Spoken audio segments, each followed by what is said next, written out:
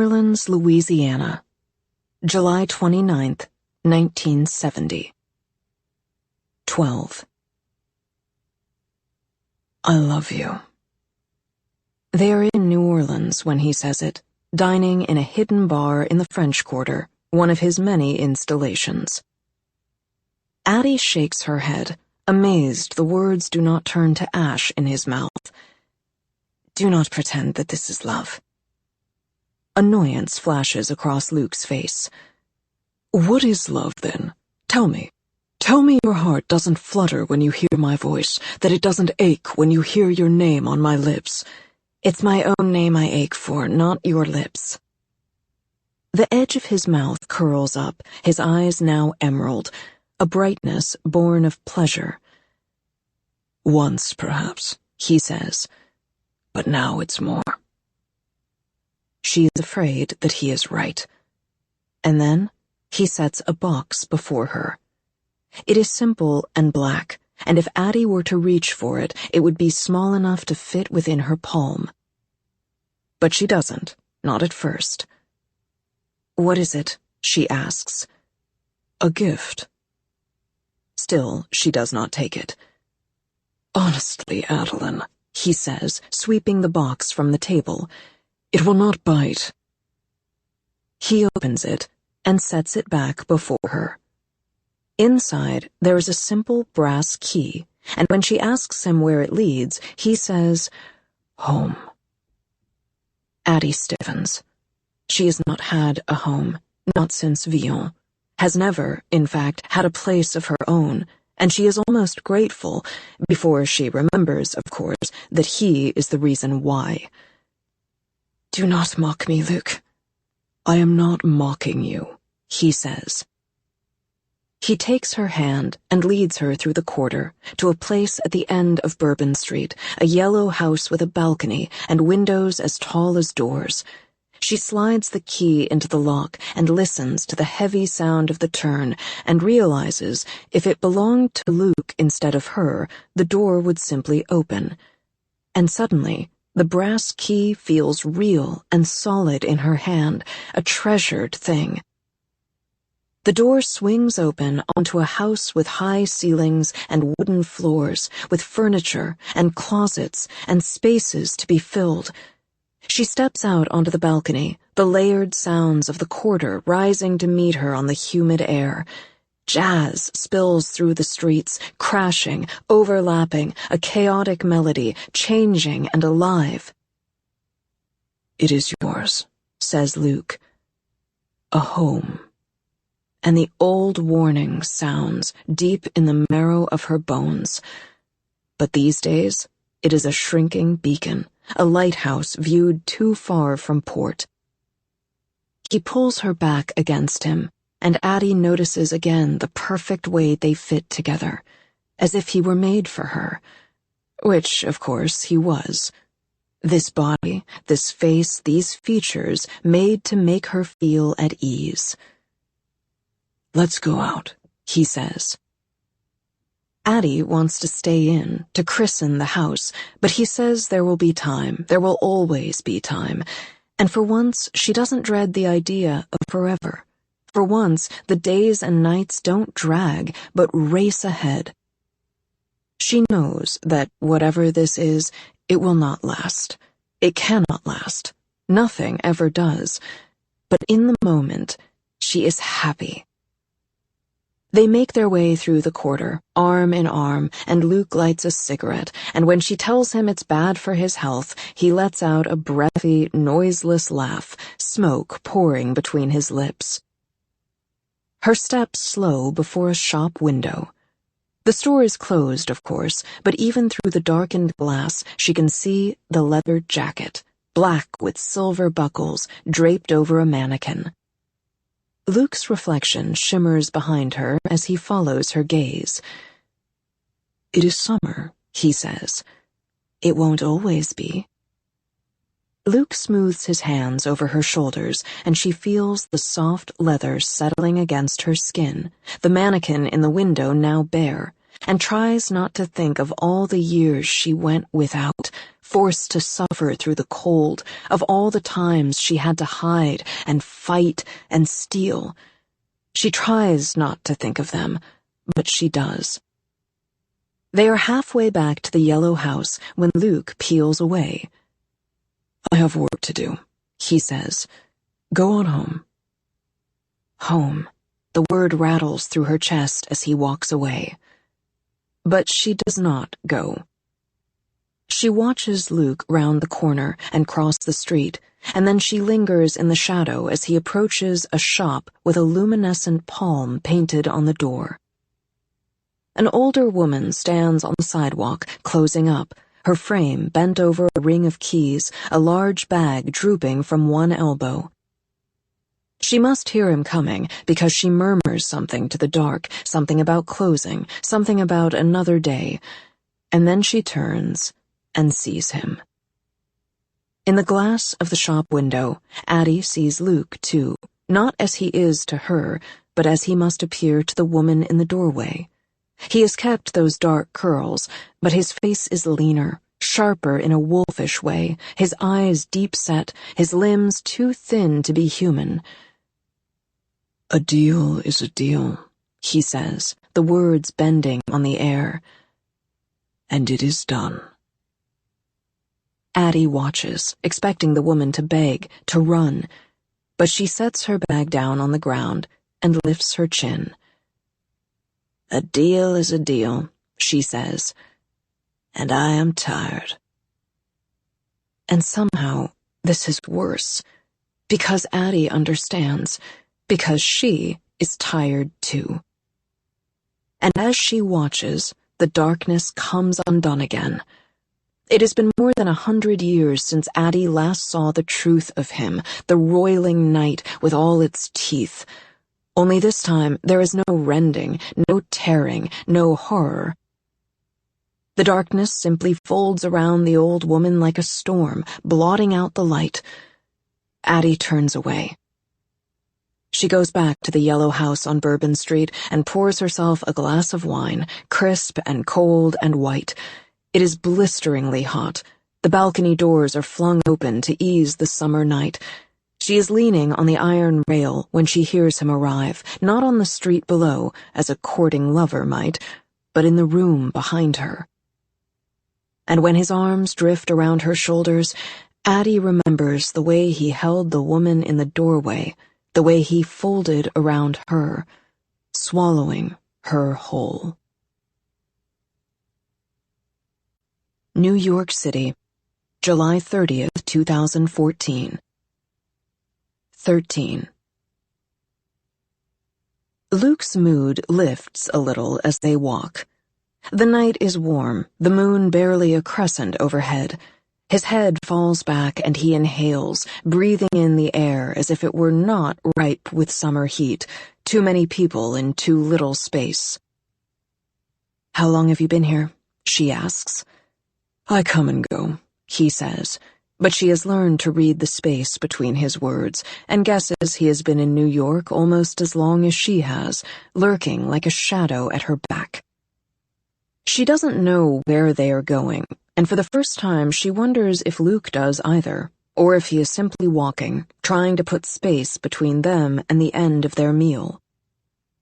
But as they make their way uptown, she feels time folding around them, and she does not know if it's his magic or her memory, but with each passing block she is storming from him down the Seine. He is leading her away from the sea. She is following him in Florence. They are side by side in Boston and arm in arm on Bourbon Street. They are here together in New York, and she wonders what would have happened if he hadn't said the word, if he hadn't tipped his hand, if he hadn't ruined everything. "The night is ours," he says, turning toward her, and his eyes are bright again. "Where shall we go?" Home, she thinks, though she cannot say it. She looks up at the skyscrapers, surging to either side.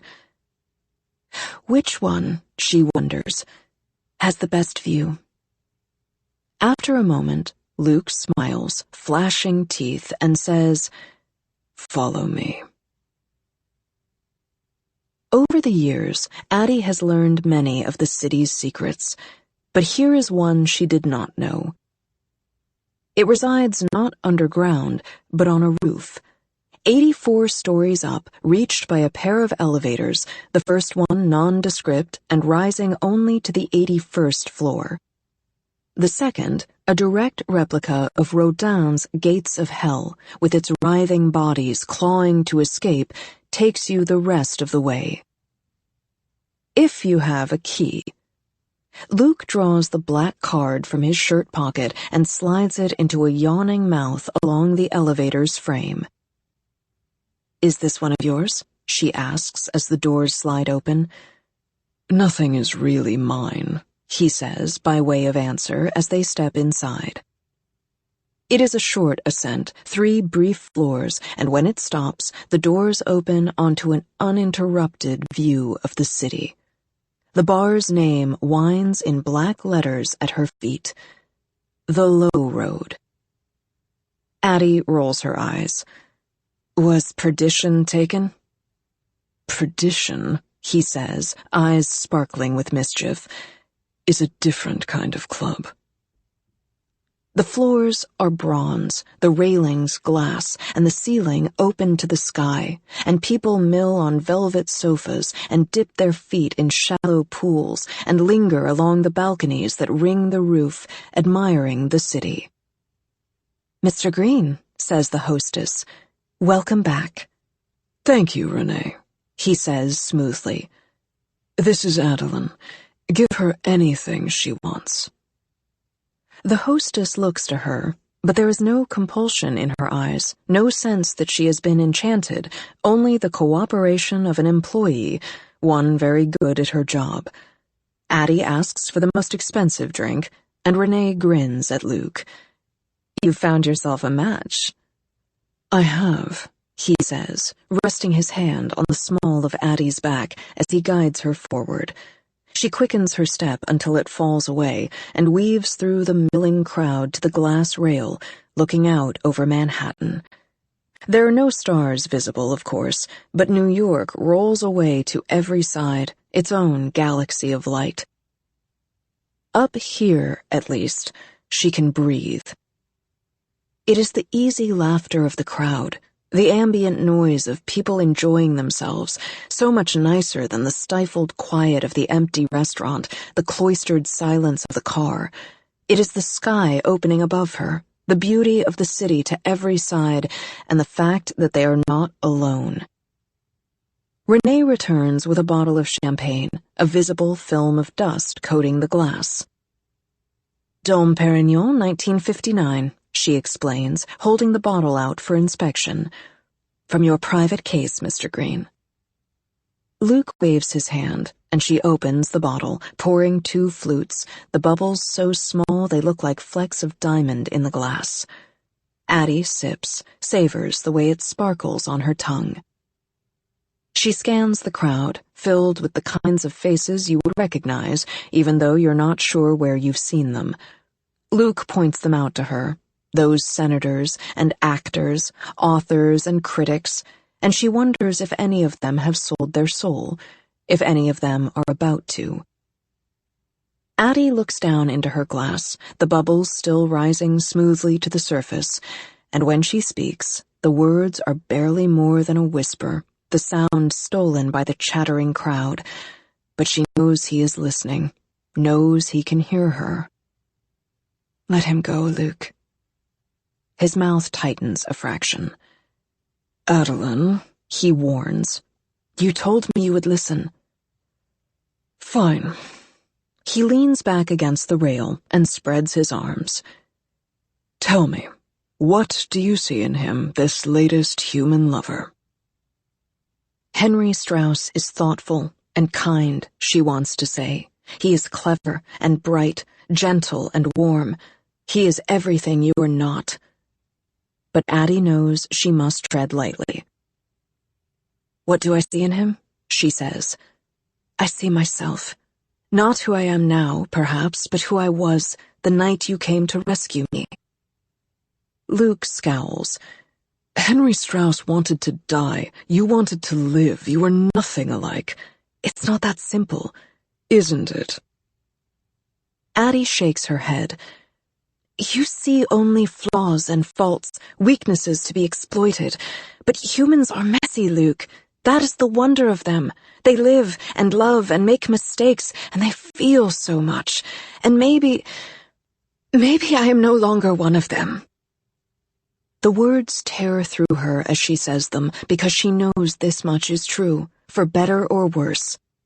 But I remember, she presses on. I remember what it's like, and Henry is lost. He is searching, she counters, and he will find his way if you let him. If I let him, says Luke, he would have leapt off a roof. You don't know that, she says. You never will, because you intervened. I am in the business of souls, Adeline, not second chances. And I am begging you to let him go. You will not give me mine, so give me his instead. Luke exhales and sweeps his hand across the roof. Choose someone, he says. What? He turns her to face the crowd. Choose a soul to take his place. Pick a stranger. Damn one of them instead. His voice is low and smooth and certain. There is always a cost, he says gently. A price must be paid. Henry Strauss bartered his own soul. Would you sell someone else's to have it back? Addie stares out at the crowded roof, the faces she recognizes and the ones she doesn't, young and old, together and alone. Are any innocent? Are any cruel? Addie does not know if she can do it, until her hand drifts up, until she points to a man in the crowd, heart plunging through her stomach as she waits for Luke to let go of her, to step forward and claim his price. But Luke doesn't move. He only laughs. My Adeline, he says, kissing her hair. You have changed more than you think. She feels dizzy and ill as she twists to face him. No more games, she says. All right, he says, just before he pulls her into the dark. The roof drops away and the void surges up around her, swallowing everything but a starless sky, an infinite, violent black. And when it withdraws again, an instant later, the world is silent, and the city is gone, and she is alone in the woods. New Orleans, Louisiana, May 1st, 1984. 14. This is how it ends. With candles burning on the sill, unsteady light casting long shadows across the bed, with the blackest part of night stretching beyond the open window and the first blush of summer on the air, and Addie in Luke's arms, the darkness draped around her like a sheet. And this, she thinks, is home. This, perhaps, is love. And that is the worst part. She has finally forgotten something. Only it is the wrong thing. It is the one thing she was supposed to remember, that the man in the bed is not a man, that the life is not a life, that there are games and battles, but in the end it is all a kind of war. A touch like teeth along her jaw, the darkness whispering against her skin. My Adeline. I am not yours, she says, but his mouth only smiles against her throat. And yet, he says, we are together. We belong together. You belong to me. Do you love me? She asks. His fingers trail along her hips. You know I do. Then let me go. I'm not holding you here. That isn't what I mean, she says, rising on one arm. Set me free. He draws back, just enough to meet her gaze. I cannot break the deal. His head falls, black curls brushing her cheek. But perhaps, he whispers against her collar, I could bend it. Addie's heart thuds inside her chest. Perhaps I could change the terms. She holds her breath as Luke's words play along her skin. I can make it better, he murmurs. All you have to do is surrender. The word is a cold shock. A curtain falling on a play. The lovely sets, the stagings, the trained actors all vanish behind the darkened cloth. Surrender. An order whispered in the dark. A warning given to a broken man. A demand made over and over and over for years until it stopped. How long ago did he stop asking? But of course she knows. It was when his method changed, when his temper toward her softened. And she is a fool. She is a fool for thinking it meant peace instead of war. Surrender. What is it? He asks, feigning confusion, until she throws the word back in his face. Surrender? She snarls. It is just a word, he says. But he taught her the power of a word. A word is everything, and his word is a serpent, a coiled trick, a curse. It is the nature of things, he says. In order to change the deal, he says. But Addie pulls back, pulls away, pulls free. Am I meant to trust you? To give in and believe that you will give me back? So many years, so many different ways of asking the same thing. Do you yield? You must think me an idiot, Luke. Her face burns with anger. I'm amazed you had the patience, but then you've always been fond of the chase. His green eyes narrow in the dark. Adeline, don't you dare say my name. She is on her feet now, singing with rage. I knew you were a monster, Luke. I saw it often enough, and yet I still thought, somehow I thought, after all this time, but of course, it wasn't love, was it? It wasn't even kindness. It was just another game. There is an instant when she thinks she might be wrong. A fraction of a moment when Luke looks wounded and confused, and she wonders if he meant only what he said, But then it is over. The hurt falls from his face, and it passes into shadow, the effect as smooth as a cloud across the sun. A grim smile plays across his lips. And what a tiresome game it's been. She knows she drew it out, but the truth still crashes through her. If she was cracked before, now she is breaking. You cannot fault me for trying a different hand. I fault you for everything. Luke rises, the darkness drawing into silk around him. I have given you everything. None of it was real! She will not cry. She will not give him the satisfaction of seeing her suffer. She will not give him anything ever again. This is how the fight begins. Or rather, this is how it ends. Most fights, after all, are not the work of an instant. They build over days or weeks, each side gathering their kindling, stoking their flames. But this is a fight forged over centuries. As old and inevitable as the turning of the world, the passing of an era, the collision of a girl and the dark. She should have known it would happen. Perhaps she did. But to this day, Addie doesn't know how the fire started. If it was the candles she swept from the table, or the lamp she tore from the wall. If it was the lights Luke shattered, or if it was simply a last act of spite. She knows she doesn't have the strength to ruin anything, and yet she did. They did. Perhaps he let her start the fire. Perhaps he simply let it burn. It does not matter, in the end.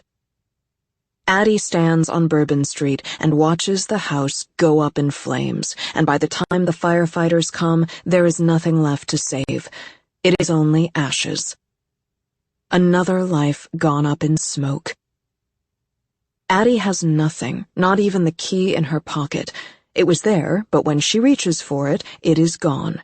Her hand goes to the wooden ring still at her throat.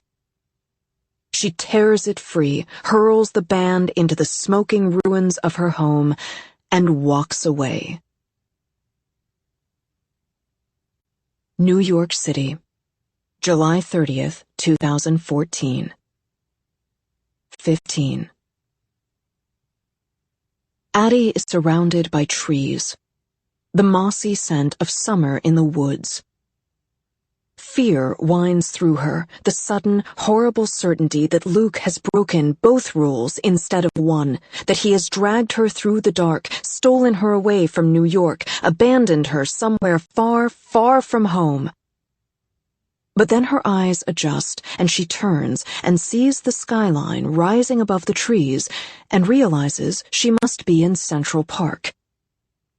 Relief sweeps through her. And then Luke's voice drifts through the dark. "Adeline, Adeline," he says, and she cannot tell what is an echo and what is simply him, unbound by flesh and bone and mortal shapes. "You promised," she calls. Did I? Luke steps out of the dark, the way he did that night, drawing together from smoke and shadow, a storm bottled into skin. "Am I the devil or the darkness?" he asked her once. "Am I a monster or a god?" He is no longer dressed in the sleek black suit, but as he was when she first summoned him, a stranger in trousers, a pale tunic open at his throat, his black hair curling against his temples. The dream conjured so many years ago. But one thing has changed. There is no triumph in his eyes. The color has gone out of them, so pale they're almost gray, and though she's never seen the shade before, she guesses it is sadness. "I will give you what you want," he says, "if you will do one thing." "What?" she asks. Luke holds out his hand. "Dance with me," he says. There is longing in his voice, and loss, and she thinks perhaps it is the end of this, of them.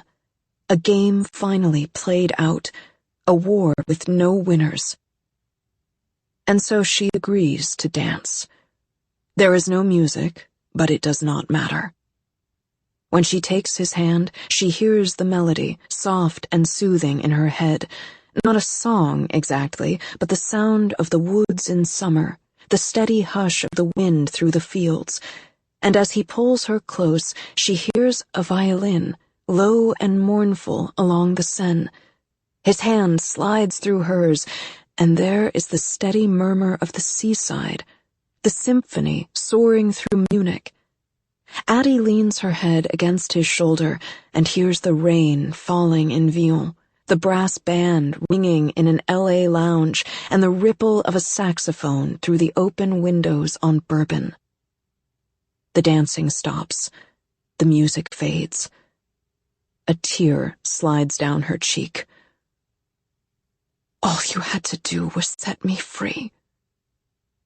Luke sighs and lifts her chin. "I could not." "Because of the deal." "Because you are mine." Addie twists free. "I was never yours, Luke," she says, turning away. "Not in the woods that night, and not when you took me to bed.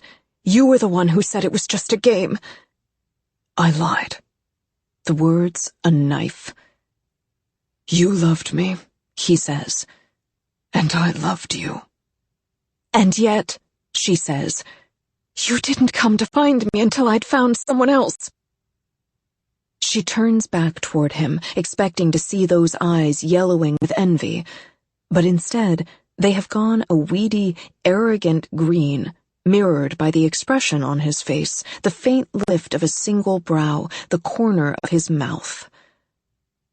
"Oh, Adeline," he says, "you think you found each other?" The words are a missed step, a sudden drop.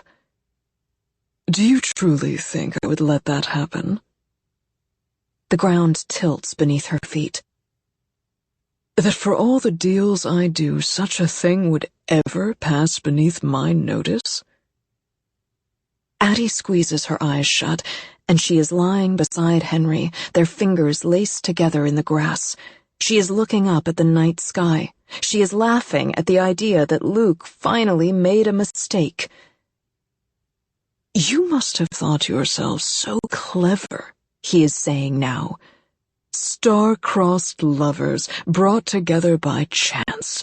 What are the odds that you would meet, that you would both be bound to me, both have sold your souls for something only the other could provide, when the truth is so much easier than that? I put Henry in your path. I gave him to you, wrapped and ribboned like a gift." "Why?" she asks, throat closing around the word. "Why would you do that?" "Because it's what you wanted. You were so set upon your need for love you could not see beyond it. I gave you this, I gave you him, so you could see that love was not worth the space you held for it, the space you kept from me." "But it was worth it. It is." He reaches out to brush her cheek. "It won't be, when he's gone." Addie pulls away, from his words, his touch. "This is cruel, Luke, even for you." "No," he snarls. "Cruelty would be 10 years instead of 1. Cruelty would be to let you have a lifetime with him and have to suffer more for losing." "I would choose it anyway!" She shakes her head.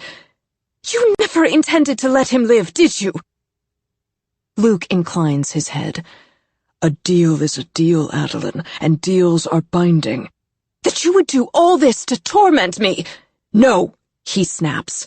"I did it to show you, to make you understand. You put them on such a pedestal, but humans are brief and pale, and so is their love. It is shallow, it does not last.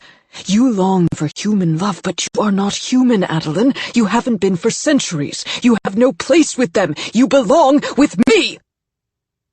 Addie recoils, anger hardening to ice inside her. "What a hard lesson it must be for you," she says, "that you can't have everything you want." "Want?" he sneers. "Want is for children. If this were want, I would be rid of you by now. I would have forgotten you centuries ago," he says, a bitter loathing in his voice. "This is need, and need is painful, but patient. Do you hear me, Adeline? I need you, as you need me. I love you, as you love me." She hears the pain in his voice. Perhaps that is why she wants to hurt him worse. He taught her well, to find the weakness in the armor. "But that's the thing, Luke," she says. "I don't love you at all."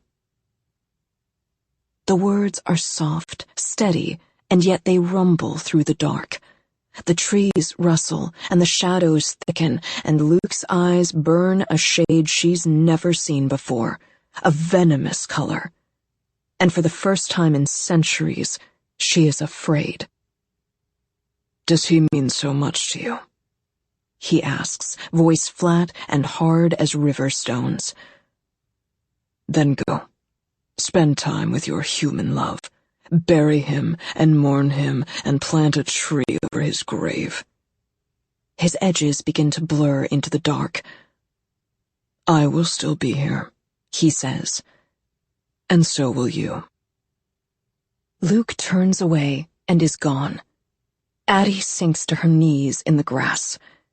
She stays there until the first threads of light seep into the sky, And then, at last, she forces herself up again, walks to the subway in a fog, Luke's words looping through her head. "You are not human, Adeline. You thought you found each other? You must have thought yourselves so clever. Spend time with your love. I will still be here, and so will you." The sun is rising by the time she gets to Brooklyn. She stops to pick up breakfast, a concession, an apology for staying away all night. And that is when she sees the paper stacked against the newsstand. That is when she sees the date stamped in the upper corner. August 6th, 2014. She left the apartment on the 30th of July. "Spend time with your love," he said. But Luke has taken it. He didn't just steal a night. He took an entire week. 7 precious days erased from her life, and Henry's. Addie runs. She stumbles through the door and up the stairs, turns out her purse, but the key is gone, and she pounds on the door, terror surging through her that the world has changed, that Luke has somehow rewritten more than time, somehow taken more, taken everything. But then the lock slides, and the door falls open, and there is Henry, exhausted, disheveled, and she knows by the look in his eyes that he did not expect her to come back, that at some point between the first morning and the next, and the next, and the next, he thought she was gone. Addie throws her arms around him now. "I'm so sorry," she says, and it is not just for the stolen week. It is for the deal, the curse, the fact it is her fault. "I'm sorry," she says, over and over, and Henry doesn't shout, doesn't rage, doesn't even say, "I told you so."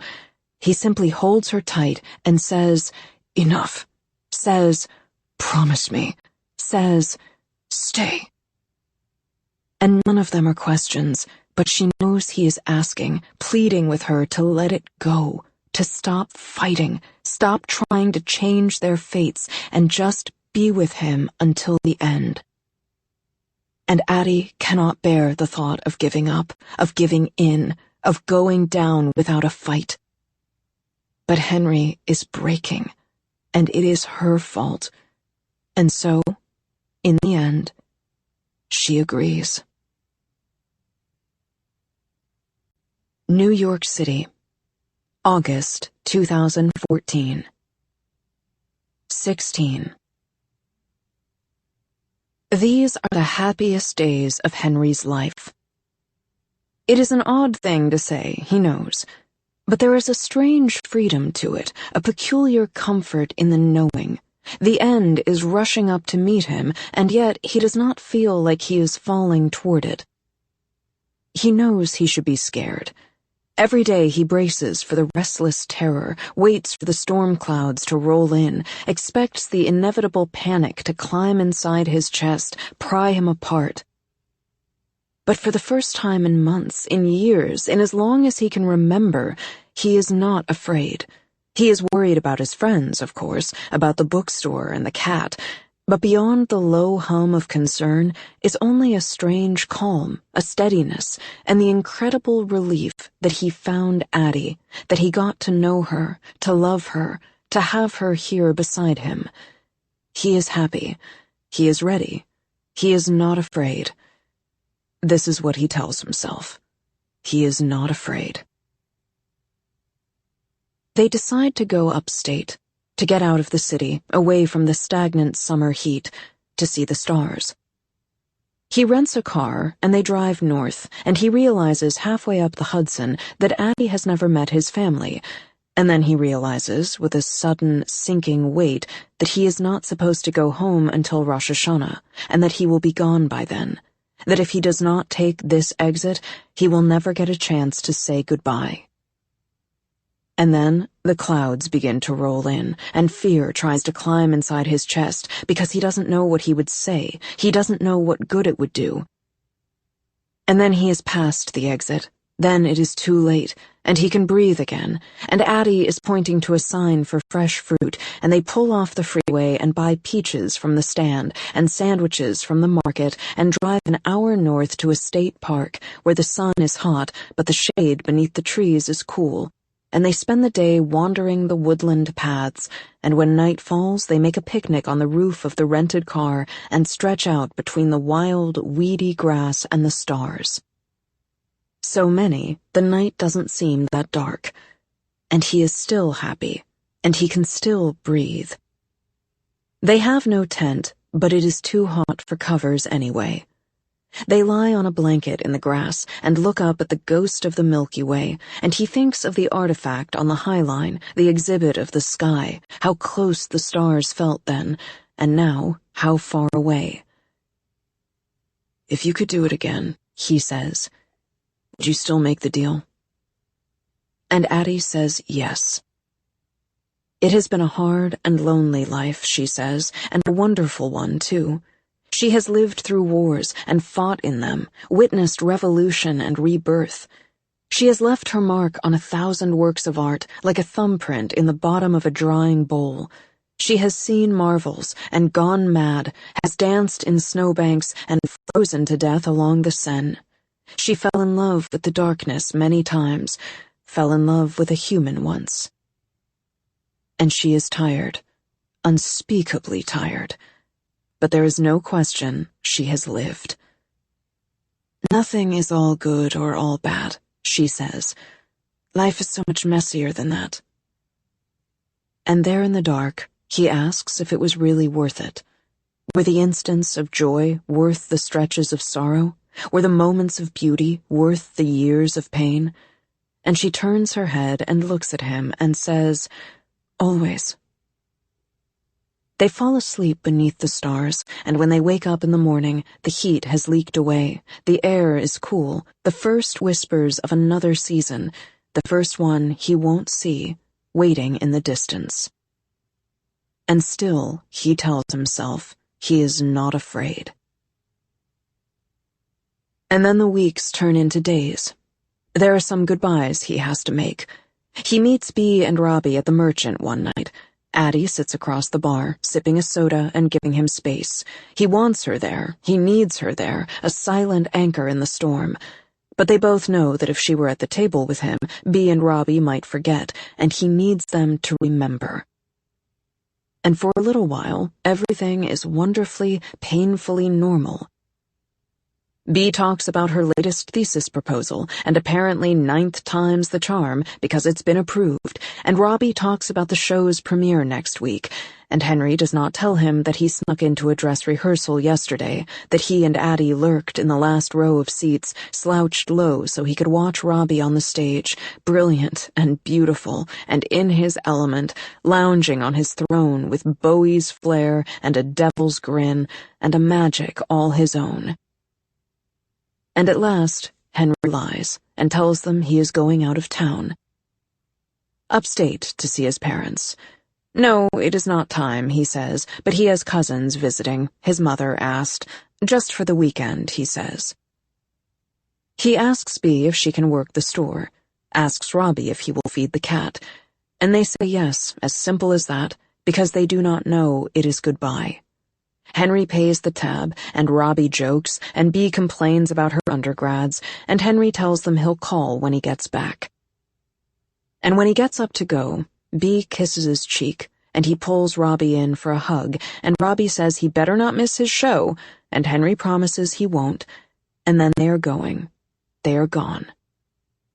And this, he decides, is what a goodbye should be. Not a period, but an ellipsis, a statement of trailing off, until someone is there to pick it up. It is a door left open. It is drifting off to sleep. And he tells himself he is not afraid, tells himself it is okay, he is okay. And just when he begins to doubt, Addie's hand is there, soft and steady on his arm, leading him back home, and they climb into bed and curl into each other against the storm. And sometime in the middle of the night, he feels her get up, hears her padding down the hall. But it is late, and he thinks nothing of it. He rolls over and goes back to sleep, and when he wakes again, it is still dark, and she is back beside him in the bed. And the watch on the table twitches one step closer to midnight. New York City, September 4th, 2014. 17. It is such an ordinary day. They stay in bed, curled together in the nest of sheets, head to head and hands trailing over arms, along cheeks, fingers memorizing skin. He whispers her name over and over as if she can save the sound, bottle it up to use when he is gone. Addie, Addie, Addie. And despite it all, Henry is happy. Or at least he tells himself he is happy, tells himself he is ready, tells himself he isn't afraid, and he tells himself that if they just stay here, in the bed, the day will last. If he holds his breath, he can keep the seconds from moving forward, pin the minutes between their tangled fingers. It is an unspoken plea, but Addie seems to sense it, because she makes no motion to get up. Instead, she stays with him in bed and tells him stories. Not of anniversaries, they have run out of July 29ths, but of Septembers and Mays, of quiet days, the kind no one else would remember. She tells him of fairy pools on the Isle of Skye and the northern lights in Iceland, of swimming in a lake so clear she could see the bottom 10 meters down in Portugal, or was it Spain? These are the only stories he will never write down. It is his own failing. He cannot bring himself to unfold, to let go of Addie's hands and climb out of the bed and grab the latest notebook from the shelf. There are 6 of them now, the last only half filled, and he realizes it will stay that way. Those last blank pages, his cramped cursive like a wall, a false end to an ongoing story, and his heart skips a little, a tiny stutter of panic, but he can't let it start. Knows it will tear through him the way a shiver turns a momentary chill into teeth-chattering cold, and he cannot lose his hold. Not yet. Not yet. Not yet. So Addie talks, and he listens, letting the stories slide like fingers through his hair. And every time the panic tries to fight its way to the surface, he fights it back, holds his breath, and tells himself he is fine, but he doesn't move, doesn't get up. He cannot, because if he does, it will break the spell, and time will race forward, and it will be over too fast. It is a silly thing, he knows, a strange surge of superstition, but the fear is there now, real now, and the bed is safe, and Addie is steady, and he is so glad she is here, so glad for every minute since they met. Sometime in the afternoon, he is suddenly hungry, famished. He shouldn't be. It feels frivolous and wrong, inconsequential now, but the hunger is swift and deep, and with its arrival, the clock begins to tick. He can't hold time at bay. It is racing forward now, rushing away. And Addie looks at him as if she can read his mind, see the storm building in his head, but she is sunshine. She is clear skies. She draws him out of bed and into the kitchen, and Henry sits on a stool and listens as she makes an omelet and tells him about the first time she flew a plane, heard a song on the radio, saw a moving picture. This is the last gift she can give him, these moments he will never have. And this is the last gift he can give her, the listening. And he wishes they could climb back into bed with Book, but they both know there's no going back. And now that he's up, he cannot bear the stillness. He is all restless energy and urgent need, and there isn't enough time, and he knows, of course, that there will never be.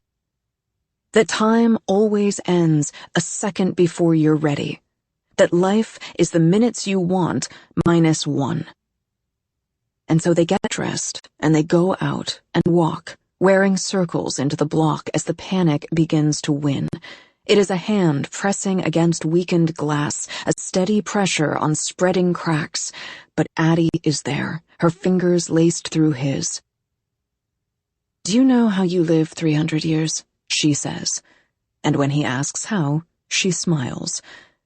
"The same way you live one, a second at a time." And eventually his legs are tired, and the restlessness recedes, doesn't vanish, but dulls to a manageable degree, and they go to the merchant, and order food they do not eat, and order beers they do not drink, because he cannot bear to dull these last few hours, as frightening as it is to face them sober. And he makes some comment about his last meal, laughs at the morbid thought of it, and Addie's smile falters just for a second. And then he is apologizing, he is sorry, and she is folding herself around him, and the panic has its claws in him. The storm is brewing in his head, churning the sky on the horizon, but he doesn't fight it. He lets it come. Only when it starts raining does he realize the storm is real. He tips his head back and feels the drip of rain on his cheeks and thinks of the night they went to the fourth rail, the downpour that caught them breathless when they reached the street. He thinks of that before he thinks of the rooftop, and that is something. He feels so far from the Henry who climbed up there a year ago, or perhaps he's not that far at all. It is only a matter of steps, after all, from the street to the edge. But what he would give to go back down. God, what he would give for just another day. The sun is gone now, the light going thin, and he will never see it again. And the fear crashes into him, sudden and traitorous. It is a gust of wind cutting through a too-still scene. He fights it back. Not yet, not yet, not yet. And Addie squeezes his hand so he won't blow away. "Stay with me," she says, and he answers, "I'm here." His fingers tighten on hers. He doesn't have to ask. She doesn't have to answer. There is an unspoken agreement that she will be there with him until the very end. That this time he won't be alone. And he is okay. It is okay. It will be okay. 18. It is almost time, and they are on the roof. The same roof he nearly stepped off a year before, the same one where he stood with the devil and made his deal. It is a full circle moment, and he doesn't know if it has to be here, if he has to be here, but it feels right. Addie's hand is linked in his, and that feels right too. A grounding force against a rising storm. There is still a little time, the hand on the watch, a fraction of a fraction of a fraction from midnight, and he can hear B's voice in his head. "Only you would arrive early to your own death." And Henry smiles, despite himself, and wishes he had said more to B and Robbie, but the simple fact is he didn't trust himself. He has made his goodbyes, though they will not know it until he's gone, and he is sorry for that, for them, for whatever pain he might cause. He is glad they have each other. Addie's hand tightens in his. It is almost time, and he wonders what it will feel like to lose a soul.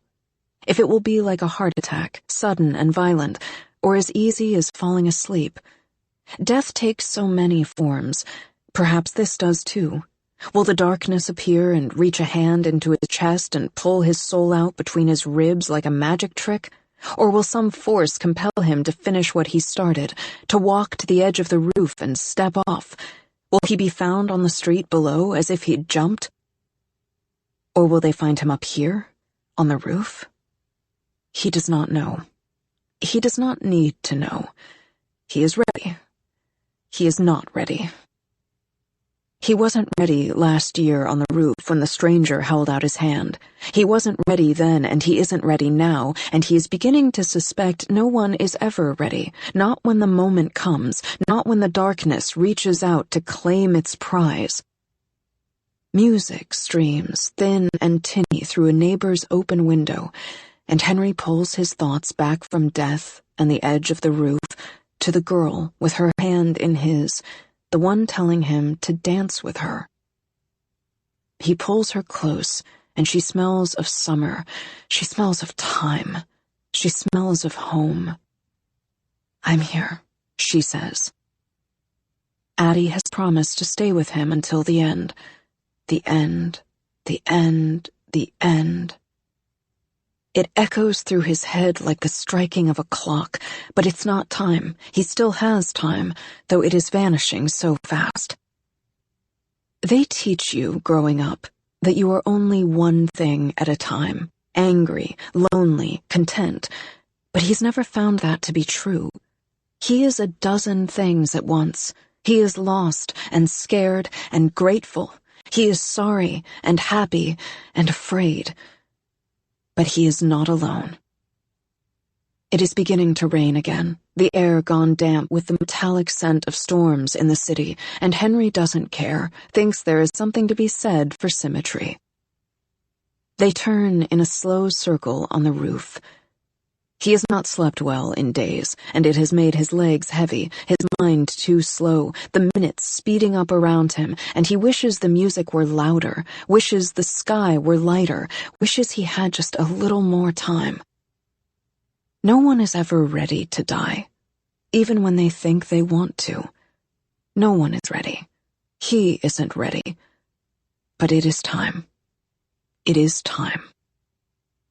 Addie is saying something, but the watch has stopped moving. It hangs weightless on him now, and it is time, and he can feel himself slipping, can feel the edges of his mind going soft, the night heavy, and any moment the stranger will step out of the dark. Addie is guiding his face to hers. She is saying something, and he doesn't want to listen. He's afraid it's a goodbye. He just wants to hold on to this moment, to make it last, to will it still. Turn the film into a freeze frame. Let that be the end. Not the darkness, not nothing, just a permanent moment. A memory trapped in amber, in glass, in time. But she is still speaking.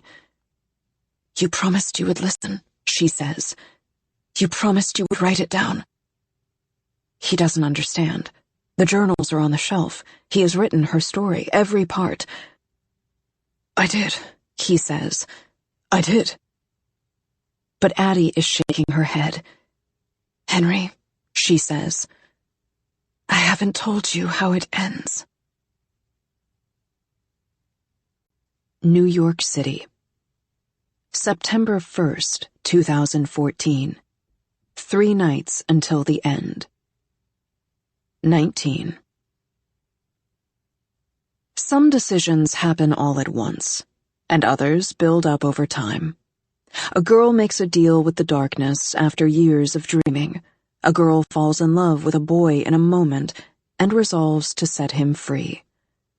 Addie doesn't know exactly when she decided. Perhaps she has known since the night Luke walked back into their lives, or perhaps she has known since the night he wrote her name, or perhaps she has known since he said those words, "I remember you." She isn't sure. It doesn't matter. What matters is that 3 nights before the end, Addie slips out of bed. Henry rolls over in his sleep, wakes enough to hear her padding down the hall, but not enough to hear her put on her shoes, or slip out into the dark. It is almost 2, that time between very late and very early, and even Brooklyn has quieted to a murmur as she walks the 2 blocks to the Merchant Bar.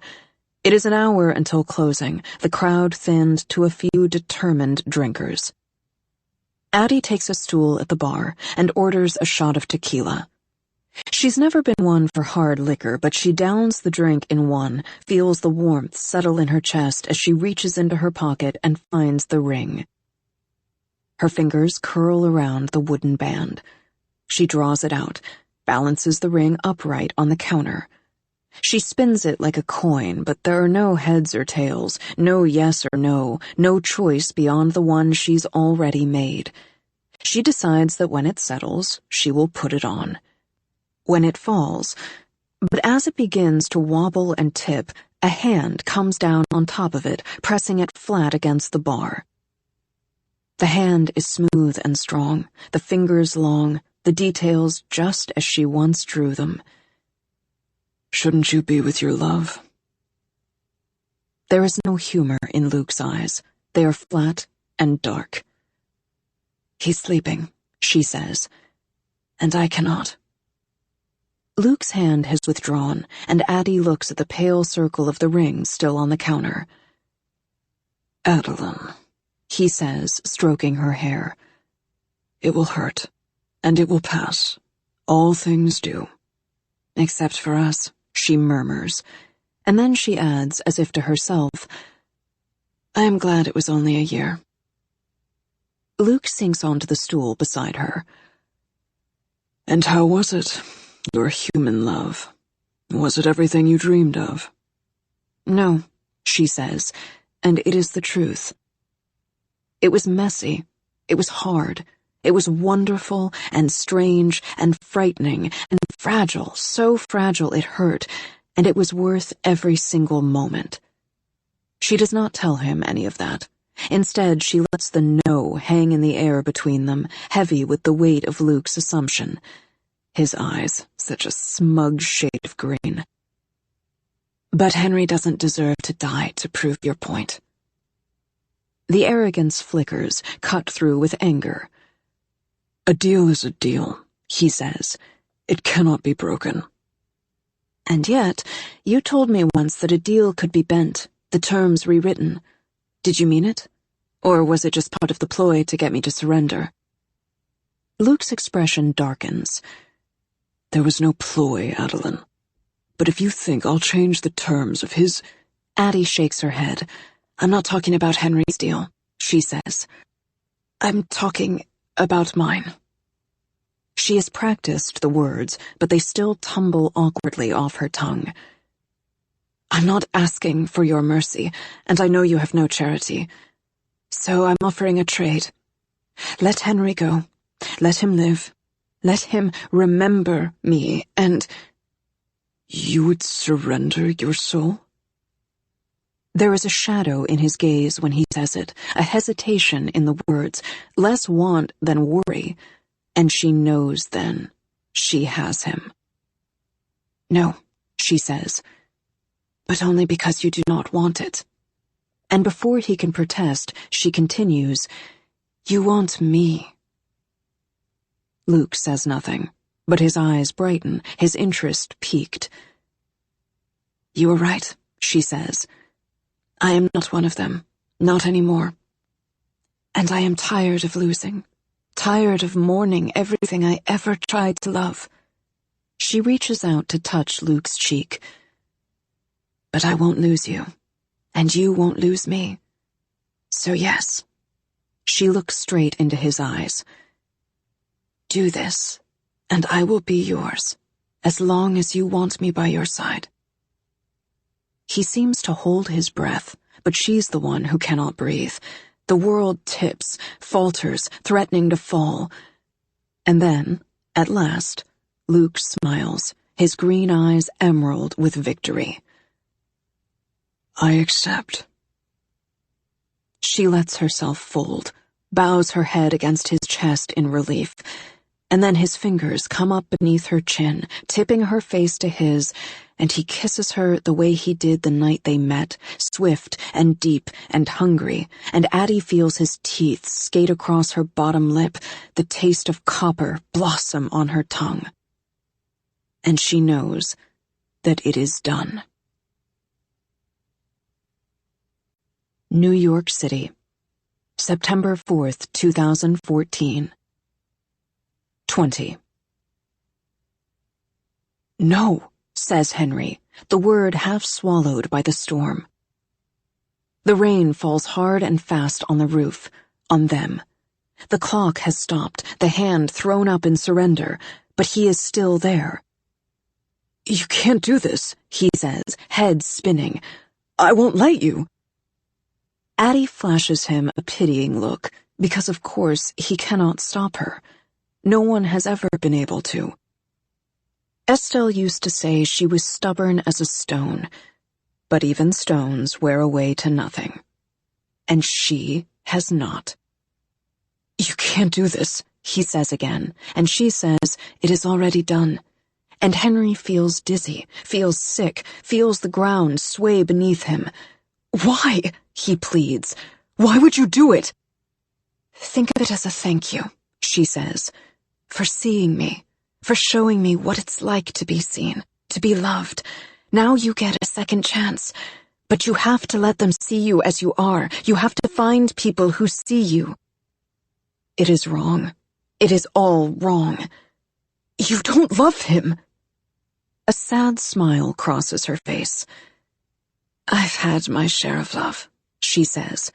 "And it is time. It must be time, because his vision is blurring. The edges are going black.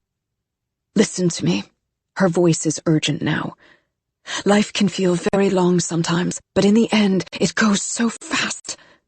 Her eyes are glassy with tears, but she is smiling. "You better live a good life, Henry Strauss." She begins to pull away, but his grip tightens. "No." She sighs, fingers threading through his hair. "You've given me so much, Henry, but I need you to do one more thing." Her forehead presses against his. "I need you to remember." And he can feel his hold slipping as darkness washes across his vision, blotting out the skyline and the roof and the girl folding herself against him. "Promise me," she says, and her face is beginning to smudge, the swipe of her lips, brown curls in a heart-shaped face, 2 wide eyes, 7 freckles like stars. "Promise," she whispers, and he is just lifting his hands to hold her against him, to promise, but by the time his arms close around her, she is gone. And he is falling. Part 7. I Remember You. Title of piece: The Girl Who Got Away. Artist: unknown. Date: 2014. Medium: Polaroid. Location: on loan from the personal archives of Henry Strauss. Description: collection of 6 photographs depicting a girl in motion, her features erased, obscured, or otherwise unreadable. The final photo is different. It features a living room floor, the edge of a table, a pile of books, only a pair of feet visible at the bottom. Background: the subject of the photos remains a topic of intense speculation, given the author's relationship to the source material. The flash has erased all meaningful details, but the medium is what makes the pieces remarkable. In standard photography, long exposure would make it possible to achieve the desired effect of motion, but the Polaroid's fixed shutter speed makes the illusion of movement all the more impressive. Estimated value: not for sale. All works currently on display at the Modern Museum of Art exhibit In Search of the Real Addie LaRue, curated by Beatrice Caldwell, Ph.D., Columbia. New York City, September 5th, 2014. 1. This is how it ends. A boy wakes up alone in bed. Sunlight spills through the gap in the curtains, the buildings beyond slick with the aftermath of rain. He feels sluggish, hungover, still caught within the dregs of sleep. He knows he was dreaming, but he can't for the life of him remember the details of the dream, and it must not have been very pleasant because he feels only a deep relief at waking. Book looks over the mound of the comforter, orange eyes wide and waiting. It's late. The boy can tell by the angle of the light, the sounds of traffic on the street. He didn't mean to sleep so long. The girl he loves is always the first to wake. Shuffling beneath the sheets, the weight of her attention, the soft touch of her fingers on his skin, they are always enough to rouse him out of sleep. Only once did he wake first, and then he had the strange pleasure of seeing her, knees curled up and face tucked against the pillows, still beneath the surface of sleep. But that was a rainy morning just after dawn, when the world was gray, and today the sun is so bright he doesn't know how either of them slept through it. He rolls over to wake her, but the other side of the bed is empty. He splays his hand over the place where she should be, but the sheets are cold and smooth. "Addie?" he calls, rising to his feet. He moves through the apartment, checks the kitchen, the bathroom, the fire escape, even though he knows that she is not there. "Addie?" And then, of course, he remembers. Not the dream, there was no dream, only the night before. The last night of his life. The damp concrete smell of the rooftop, the last tick of the watch as its hand found 12, her smile as she looked up into his face and made him promise to remember. And now he's here, and she's gone, and there's no trace of her left behind except the stuff in his head and... the journals.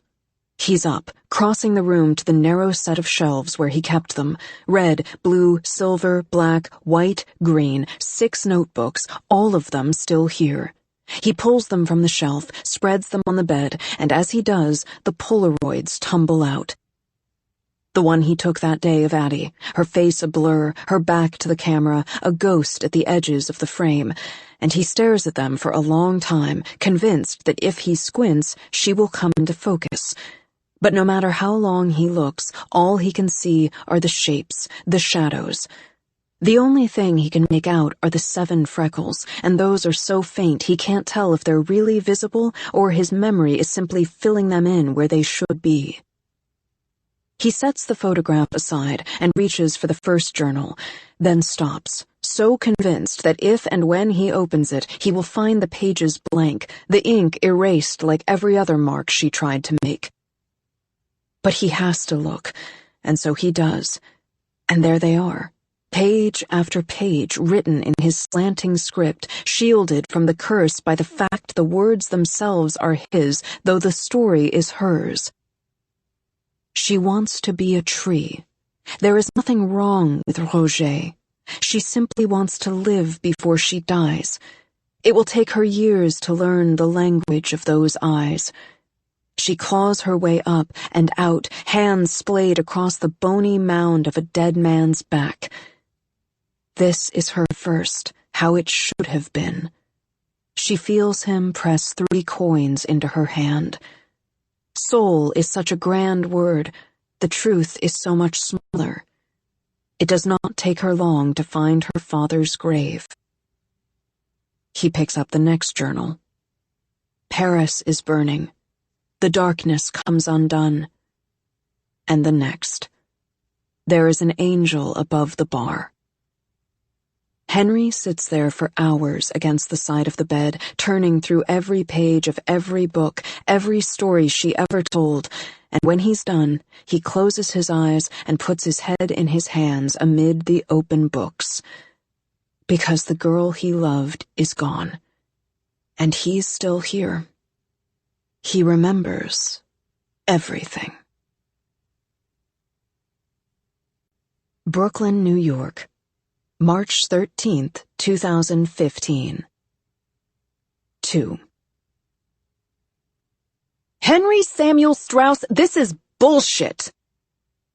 B slams the last page down on the coffee counter, startling the cat, who's drifted off on a nearby tower of books. You can't end it there! She's clutching the rest of the manuscript to her chest, as if to shield it from him. The title page stares back at him. The Invisible Life of Addie LaRue. What happened to her? Did she really go with Luke after all that? Henry shrugs. I assume so. You assume so? The truth is, he doesn't know. He spent the last 6 months trying to transcribe the stories in the notebooks, to compile them into this draft, and every night, after his hands had cramped and his head had begun to ache from staring at the computer screen, he'd collapse into bed. It does not smell like her, not anymore, and wonder how it ends. If it ends. He wrote a dozen different endings for the book, Ones where she was happy, and ones where she was not. Ones where she and Luke were madly in love, and ones where he clung to her like a dragon with its treasure. But those endings all belonged to him, and not to her. Those are his story, and this is hers. And anything he wrote beyond those last shared seconds, that final kiss, would be fiction. He tried. But this is real, though no one else will ever know it. He does not know what happened to Addie, where she went, how she is, but he can hope. He hopes she is happy. He hopes she is still brimming with defiant joy and stubborn hope. He hopes she did not do it just for him. He hopes, somehow, one day, he'll see her again. "You're really going to method actor this shit, aren't you?" says B. Henry looks up. He wants to tell her it's all true. That she met Addie, just like he wrote, that she said the same thing every time. He wants to tell her that they would have been friends, that they were, in that first night of the rest of our lives kind of way, which was, of course, as much as Addie ever got. But she wouldn't believe him, so he lets it live for her as fiction. "Do you like it?" he asks. And B breaks into a grin. There is no fog in her eyes now, no shine, and he has never been more grateful to have the truth. "It's good, Henry," she says. "It's really, really good." She taps the title page. "Just make sure you thank me in the acknowledgments." "What?" "My thesis. Remember, I wanted to do it on the girl in those pieces, the ghost in the frame. That's her, isn't it?" And of course it is. Henry runs his hand over the manuscript, relieved and sad that it is done. He wishes he could have lived with it a little longer, wishes he could have lived with her. But now he is glad to have it. Because the truth is, he is already beginning to forget. It's not that he's fallen victim to her curse. She has not been erased in any way. The details are simply fading, as all things do, glossing over by degrees, the mind loosening its hold on the past to make way for the future. But he doesn't want to let go. He is trying not to let go. He lies in bed at night and closes his eyes and tries to conjure her face, the exact curve of her mouth, the specific shade of her hair, the way the bedside lamp lit against her left cheekbone, her temple, her chin, the sound of her laughter late at night, her voice when she was on the edge of sleep. He knows these details are not as important as the ones in the book, but he still can't bear to lose them yet. Belief is a bit like gravity. Enough people believe a thing and it becomes as solid and real as the ground beneath your feet. But when you're the only one holding on to an idea, a memory, a girl, it's hard to keep it from floating away. "I knew you were going to be a writer," B is saying. "All the trappings, you've just been living in denial." "I'm not a writer," he says absently. "Tell that to the book. You're going to sell it, right? You have to, it's too good." "Oh, yeah," he says thoughtfully. "I think I'd like to try." And he will. He will get an agent, and the book will go to auction, and in the end, he'll sell the work on one condition, that there is only one name on the cover and it is not his, and in the end, they will agree. They'll think it's some clever marketing trick, no doubt, but his heart will thrill at the thought of other people reading these words, not his, but hers, of her name carried from lips to lips, from mind to memory. Addie, Addie, Addie. The advance will be enough to pay off his student loans, enough to let him breathe a little while he figures out what he's going to do next. He doesn't know yet what that is, but for the first time, it doesn't scare him. The world is wide, and he's seen so little of it with his own eyes. He wants to travel, to take photos, listen to other people's stories, maybe make some of his own. After all, life seems very long sometimes, but he knows it will go so fast, and he doesn't want to miss a moment. London, England. February 3rd, 2016. 3. The bookstore is about to close. It gets dark early this time of year, and there's snow in the forecast, which is rare for London. The various clerks bustle about, dismantling old displays and putting up new ones, trying to finish their work before the mist outside turns to frost. She lingers nearby, thumbs skating along the ring at her throat as a pair of teenage girls restock a wall in new fiction. "Have you read it yet?" asks one. "Yeah, this weekend," says the other. "I can't believe the author didn't put their name on it," says the first. "Must be some kind of PR stunt." "I don't know," says the second. "I think it's charming. Makes the whole thing feel real, like it's really Henry telling her story." The first girl laughs. "You're such a romantic." "Excuse me," cuts in an older man. "Could I grab a copy of Addie LaRue?" Her skin prickles. He says the name with so much ease, sounds tripping off a foreign tongue.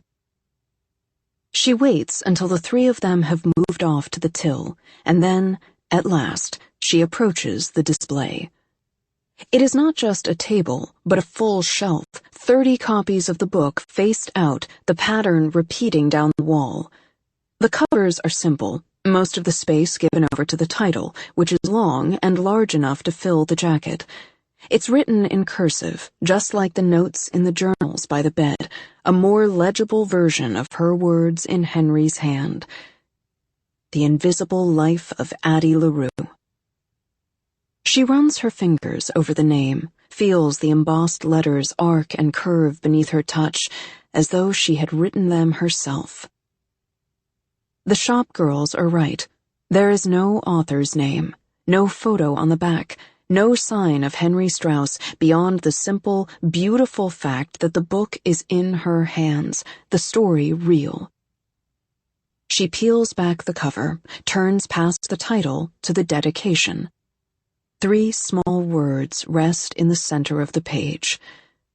I remember you. She closes her eyes and sees him as he was that first day in the store, elbows leaning on the counter as he looked up and frowned at her behind his glasses. I remember you.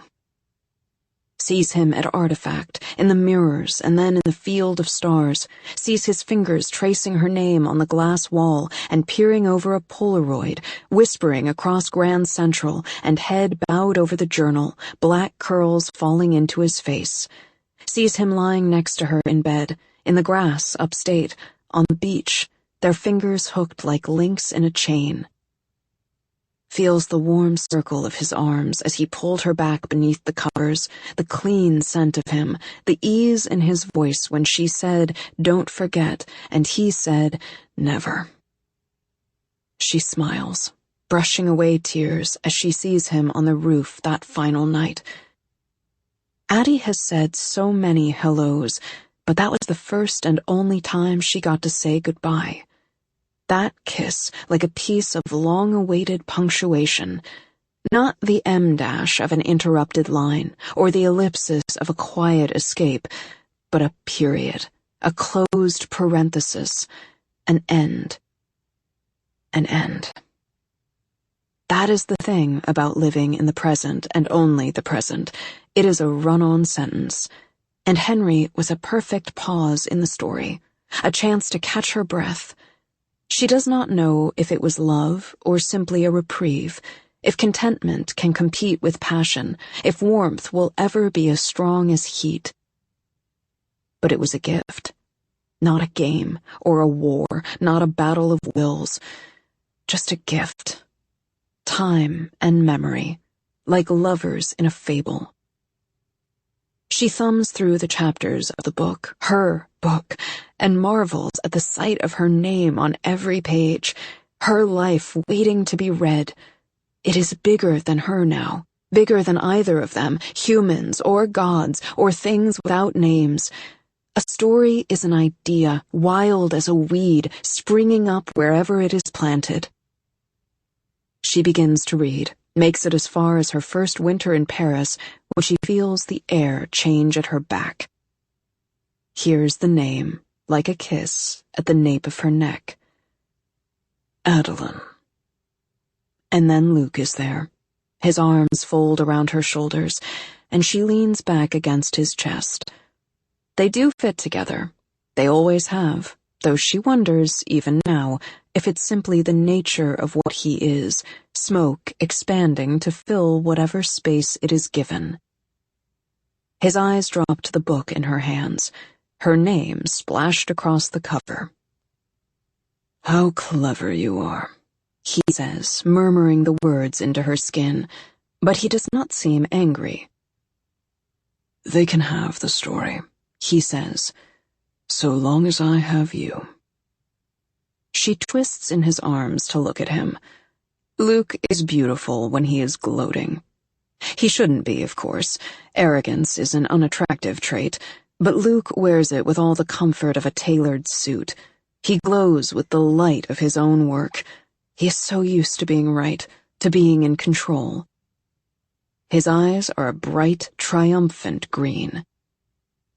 300 years she's had to learn the color of his moods.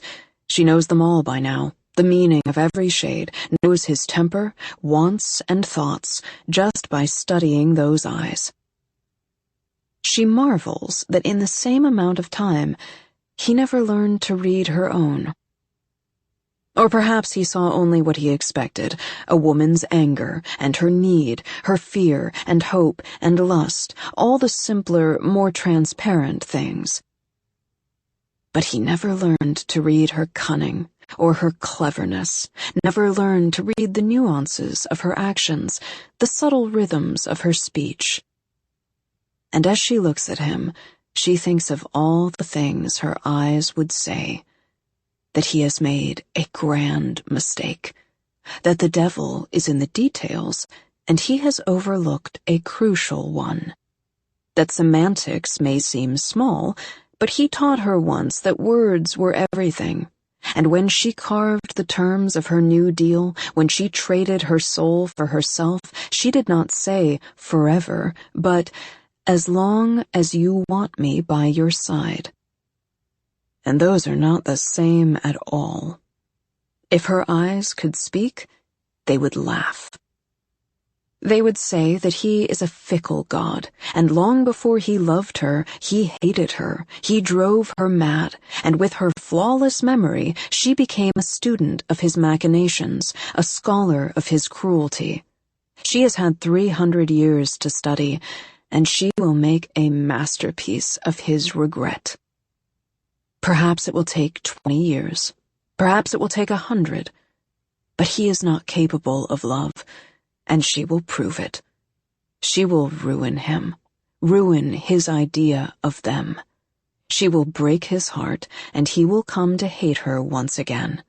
She will drive him mad, drive him away, and then he will cast her off, and she will finally be free. Addie dreams of telling Luke these things just to see the shade it turns his eyes, the green of being bested, the green of forfeit and of losing. But if he's taught her anything, it's patience. So Addie says nothing of the new game, the new rules, the new battle that's begun. She only smiles and sets the book back on its shelf, and follows him out into the dark.